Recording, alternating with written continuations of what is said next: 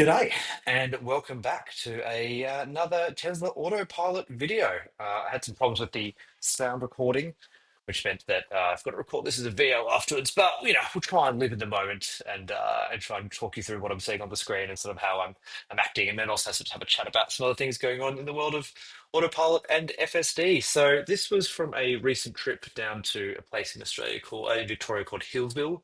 It's about an hour east of where I live, and is a really good use case for autopilot. Actually, it's probably about 80% a highway, and then it's sort of another 20% of these style of roads where it's sort of between sort of 60 and 80 kilometers an hour, um, single way each way. One thing I've noticed is that I've been watching a bit of the FSD videos from over in the States, and our roads are so much better. Um, lined and sort of obvious. It's staggering actually how poorly maintained some of their roads are. Even out here in the country, we're doing a lot better. But here you see Autopilot doing a really good job where we don't have a line on each side. We've only got one on that inside track, but it's really tracking around there nicely. And sort of, I guess, when it's only got one there, it sort of tries and approximates, I think, the distance between the two, which is really interesting to see.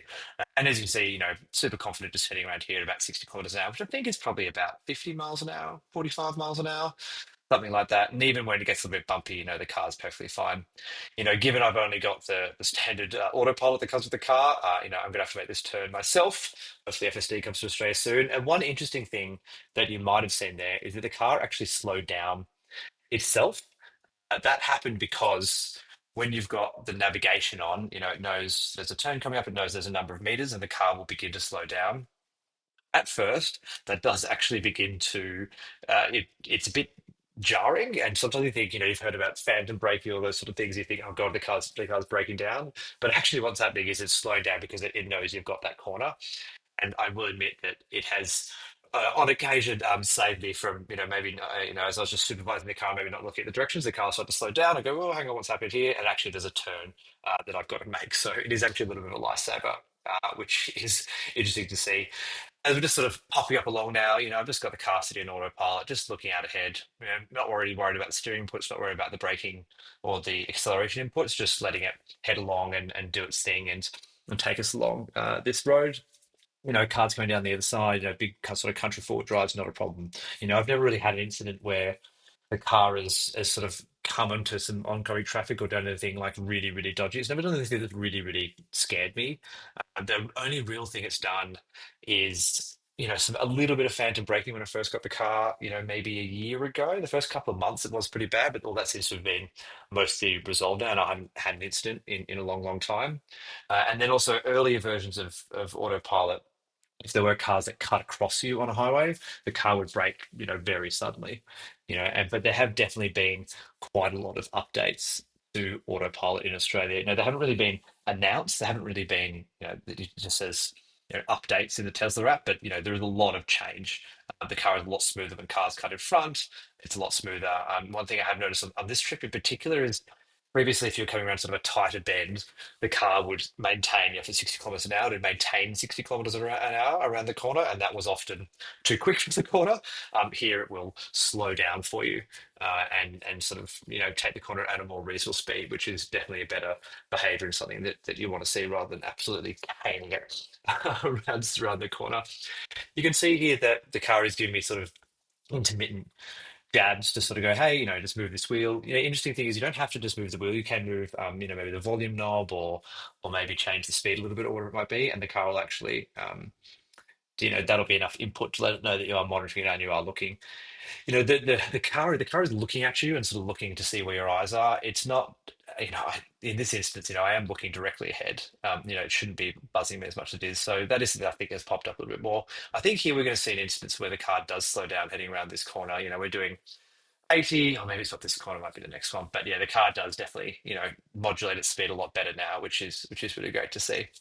This is quite a good example of a good use case for autopilot. It's a relatively well-marked road. It's got lots of straights and sort of gentle turns where the car doesn't have to do too much work. We're on that split side, so nice and easy, just sort of sitting there, just sort of monitoring the car. Yeah, like I said, when I drove up here into Hillsville, the hour up. an hour back. Actually, that hour back, I've got about half an hour of recording of me just heading down highways and heading down some sort of main roads that I've sort of sped up to 4 times. So I think gets down to half an hour, down to about 7 minutes or something like that. So if you want to see sort of an uncut version of what a autopilot looks like and how it behaves and how you sort of use it in real world, go check that out. I think it's in one of the playlists that I've updated as well. So just continuing down here, it'd be great when we've got, unsupervised FSD in Australia, which I know is quite a while off considering we don't have supervised FSD, but we're actually heading towards a winery here. So, that'd be a nice thing, wouldn't it? If you could head along with your car and have the car sort of drive itself away and then come and pick you up after you've had a couple of wine tastings. That'd be a very nice experience. But no, in this one, we are the designated driver as we're heading down. You can see my golf clubs there in the bottom left, so you can see the sort of nice, relaxing weekend that I've had with some friends down there. In terms of the range and that sort of thing, I really haven't had to worry about that. Just a single charge when I get at home. Interestingly, I've actually got in Australia, we've got a provider down here called OVO, and I've got a deal where basically I get free electricity between 11 a.m. and 2 p.m., so 3 hours, which is, basically in Australia, we've got so much rooftop solar that it's basically meant that they, I think, they basically pay you to use electricity essentially. But that means, not only can I power my house with that, but I can power the car with it. So I've got a Tesla wall charger that sits out the front and I get 7 kilowatts from that. And so I can do 7 kilowatts an hour, which is around about 10%. So in that 3 hours, I can get 30%, which is about 40 kilometers per 7 kilowatts. So it's that for 80, 120 kilometers, in that 3 hour sort of free window, which is more than enough for just the general suburban town driving that me and my wife do. We've just got a single car. It's just this car. And then when we do longer trips, just making sure it's plugged in over a number of days to pick it up to that sort of higher, up towards 100% is all you really need to do. And then obviously the supercharging network as well. So we're just going to take a left-hand turn up here just to get us down towards the winery, which is where we're heading.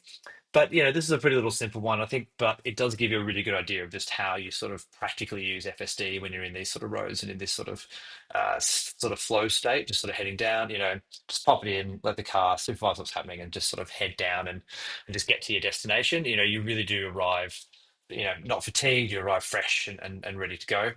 And the car keeps its speed. In Australia, we've got a lot of police around that are always making sure that the speed is where it needs to be. So I've actually had one speeding ticket in my Tesla, despite the acceleration that you do get out of the car. But this is just a nice simple one, just sort of showing you how it works. Thank you for watching. Sort of just beginning to get this channel, begin to get a few comments, begin to get a few subscribers. I really do appreciate it. Statistically, it's unlikely that you've made it down here, but thanks for joining me as we start this, and hopefully we'll get some news on sort of self-driving soon. Don't think we're going to make that first of July, that 1.5 milestone, but definitely by the end of the year, I think we'll get something. And I've sort of got some fun videos planned, sort of testing autopilot versus maybe some of the things we've seen in some of the videos, just to see, how close we are now and how much work that there is to do. So just as we finish up here, pulling into the winery. Thanks for watching, and I will catch you in the next one.